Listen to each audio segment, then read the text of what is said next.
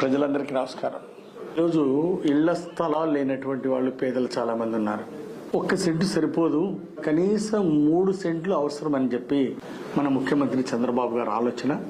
దాని ప్రకారం రానున్న 2 సంవత్సరాల్లో ఇళ్ల స్థలాలు ఇవ్వటం కోసం ఇప్పుడు దరఖాస్తులు స్వీకరిస్తున్నాం. ప్రతి సంవత్సరం కొన్ని ఇళ్ల స్థలాలు పేద ప్రజలకు ఇస్తాం. గ్రామ సచివాలయాలకు వెళ్లి దరఖాస్తు పెట్టుకోవాల్సిందిగా ప్రజలకు నేను విజ్ఞప్తి చేస్తున్నా. అలాగే కొద్దిమంది రేషన్ కార్డు లేని వాళ్ళు ఉన్నారు. సుపరిపాలన తొలడుగు ఈ కార్యక్రమంలో అనేక గ్రామాలు వెళ్ళాము. కొంతమంది పేద ప్రజలు మాకు ఇంకా రేషన్ కార్డు లేదు, గత ప్రభుత్వంలో కూడా మేము అడిగాము, మాకు రేషన్ కార్డు ఇవ్వలేదని చెప్పి చెప్తున్నారు. తప్పనిసరిగా గత ప్రభుత్వంలో ఎవరికైతే ఇవ్వలేదో రేషన్ కార్డు లేనటువంటి వాళ్ళందరూ కూడా రేషన్ కార్డుకు దరఖాస్తు పెట్టుకోవాల్సిందిగా నేను విజ్ఞప్తి చేస్తున్నా. తప్పనిసరిగా ఎన్డీఏ ప్రభుత్వం ముఖ్యమంత్రి చంద్రబాబు గారి నాయకత్వంలో అర్హత ఉన్న పేదవాళ్ళకి రేషన్ కార్డులు ఇస్తాం.